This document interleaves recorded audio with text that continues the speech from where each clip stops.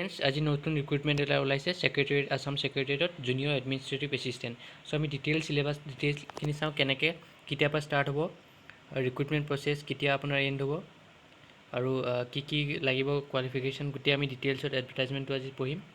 Online applications are invited from the intending eligible candidate who are citizen of India having registration number in employment exchange in the state of Assam for filling up of the vacancies as indicated below in the category of junior administrative assistant in the Assam Secretariat license, now Janata Bhavan, under Assam Secretariat Subordinate Service Rules 1963.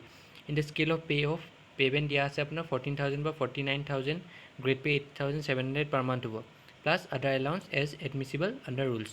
So vacancies কিমান আছে? 170টা vacancy আছে। Post হিচাপে vacancy কৰি দিছে unreserved 57, ST প্লেইনছৰ কাৰণে 14, ST হিলছৰ কাৰণে 12, SC কাৰণে 14, OBC MOBC কাৰণে 40, person with disability 14 number, economically weaker sections হ'ব 19, ৰিজাৰ্ভেশ্যন ফৰ ওমেন 30% ৰিজাৰ্ভেশ্যন দিয়া আছে, reservation for ex servicemen 2% in all categories as per existing provision. তো এজটো চাওঁ, the candidate should be less than 18 years, should not be less than 18 years and more than 38 years of age, ঠিক আছে। 18 আৰু 38 মাজত থাকিব লাগিব। Age on 1/1/2020, the upper age limit is relaxable as follows: 5 years for SC ST candidate, এইটো relaxation আছে। 3 years for OBC MOBC candidate, 2 years for ex servicemen আৰু 10 years for PWD candidate. The age limit of the candidate will be calculated on the basis of the matriculation, SSLC admit card, certificate issued by the recognized board council. No other documents will be accepted in lieu thereof for the purpose.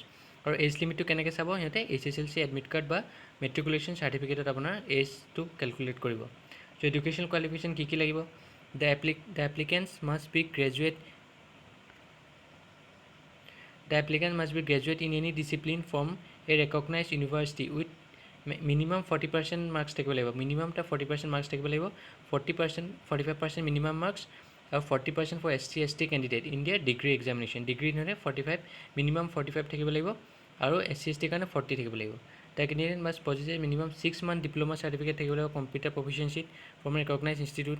De must have good working knowledge of office productivity, software tools, independent of any operating system that is MS, Windows, Linux, Mac, etc.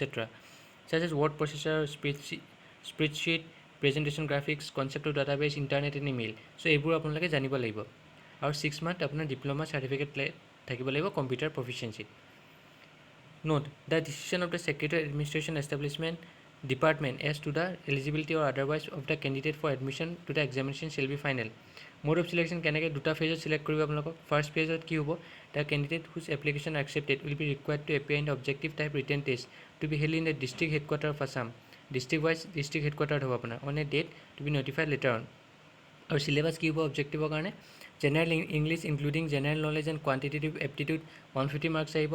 Knowledge of computer theory 50 marks, আৰু language skill test in Assamese, Bengali, Bodo, alternative English 50 marks আহিব। So' total 250 marks আহিব। Phase টুত কি আহিব? Again is vacancies 3 candidates will be shortlisted on the basis of the marks obtain in the written test. So' প্ৰত্যেকটো ভেকেঞ্চিৰ কাৰণে এটা পোষ্টৰ কাৰণে 3টা কেণ্ডিডেট চিলেক্ট হ'ব। After the written test, the shortlisted candidate will have to appear in computer practical test and precise writing test to be held centrally in Guwahati. তো phase 1ৰ পিছত ফেজ 2ত আপোনাৰ কি হ'ব? ফেজ 1 পাছ কৰাৰ পিছত কম্পিউটাৰ প্ৰেক্টিকেল টেষ্টৰ কাৰণে আৰু প্ৰিচাইজ ৰাইটিঙৰ কাৰণে আপোনাৰ গুৱাহাটীত মাতা হ'ব। Total marks for the computer practical test হ'ব 50 মাৰ্কছ, আৰু প্ৰিচাইজ ৰাইটিং টেষ্ট হ'ব 50 marks.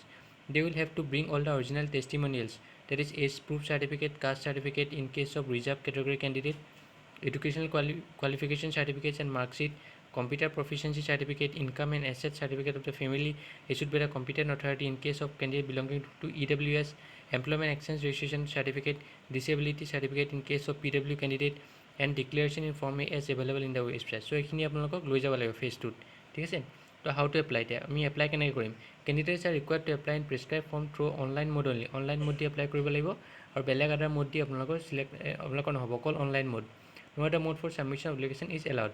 Instruction for filling up prescribe online form will available in website. So' এইটো ৱেবছাইটত আপোনাৰ ইনষ্ট্ৰাকশ্যনখিনি পাব, কেনেকৈ আপুনি ফৰ্মখিনি ফিল আপ কৰিব পাৰে লাগিব। Before applying online, candidates are advised to carefully go through the instruction provided in the above website. Candidates are required to upload কি আপলোড কৰিব লাগিব আপোনালোকে? Latest passport size photograph, admit card, certificate of SSLC examination, graduation certificate and marksheet, scan signature, employment exchange registration certificate, computer diploma certificate, Declaration in Form A under Rule 5.1 of the Assam Public Service Application of Small Family Norms in Direct Recruitment Rules 2019. Specimen copy is available in the website. So ইয়াৰ ৱেবছাইটত এটা model এটা আপোনাৰ model copy এখন থাকিব। So এইখন পৰা আপোনালোকে চাই ল'ব। কাষ্ট চাৰ্টিফিকেট আপলোড কৰি ল'ব। ডিচেবিলিটি চাৰ্টিফিকেট যদি আপুনি PWD হয় আৰু কাষ্ট চাৰ্টিফিকেট যদি আপুনি ৰিজাৰ্ভ কেটাগৰীত পৰে তেতিয়া জেনেৰেলৰ কাৰণে নালাগে। Issued by competent authority. Income and asset certificate of the family issued by the officer not below the rank of circle officer as per provision of para 5 of it dated 10/4/2019 in case of EWS candidate. So income or asset kini EWS candidate karone lage. Specimen copy is available in the website dia ase copy to discharge book number and date place of issue in respect of ex serviceman. Jodi ex serviceman na the discharge book number and date place of issue lagibo. No other document that is the hard copy of the online application form, registration slip etc. are required to be sent to the Secretariat Administration Established Department. তো এইটো আপোনাৰ আৰু hard copy আপুনি ইয়াত জমা দিব নালাগে, খালি অনলাইন এপ্লিকেশ্যন কৰিলে হ'ব। Since the applications are submitted online, the question of submission of application through proper channel in case of the candidate already employed becomes redundant. However, such candidates shall intimate their appropriate appointing authorities about submission of application in writing. The candidates already employed should note that the prerogative for according permission to appear in written examination, joint services or on being selected by the Secretariat Administration Established Department in due course of time shall rest upon the appropriate authority. The Secretariat Administration Department shall not be anyway responsible accountable in the event of not according permission to appear in written examination joint service after selection. Last date of application kripa online form may be filled up with effect from 31/7/2020 per start होगा और to midnight of 31/8/2020 only. No application will be filled after the expiry of the given time as the link will be disabled. So eketa bhitorte apnalage form fill up koribo. Note, the application are advised to submit only a single application. However, if due to any unavoidable situation he submits another multiple applications, then he must ensure that the application with a higher registration number is complete in all respect which will be accepted. তো যদি আপুনি কিবা নেটৰ problem বা আপুনি কিবা multiple application তেনেকৈ আপুনি ছাবমিট কৰিলে তেতিয়া আপোনাৰ এপ্লিকেশ্যন নাম্বাৰটো হায়েষ্ট যোনটো নাম্বাৰ হ'ব, হায়েষ্ট নাম্বাৰটো আপুনি ভালকৈ ফিল আপ কৰিব, তেতিয়া হায়েষ্ট নাম্বাৰটোৰ ওপৰতহে আপোনাৰ একচেপ্ট কৰিব। Canvassing directly shall disqualify a candidate. No manual application form will be accepted. No TADA নিদিয়ে আপোনাক inadmissible for appearing the written test, computer practical test. ঠিক আছে, আৰু এখন কপি এখন দিছে কপিটো। চ' এইখিনি আছিলে এডভাৰটাইজমেণ্ট।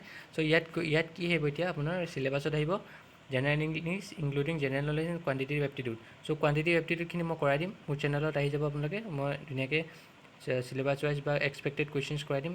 আগৰ আপোনাৰ জুনিয়ৰ এডমিনিষ্ট্ৰেটিভ এছিষ্টেণ্ট 2013 পেপাৰ এখন ছল্ভ কৰি থোৱা আছে এপ্টিটিউড স্কিলছত। চ' আপোনালোকে চাই ল'ব পাৰে এখন, ঠিক আছে। চ'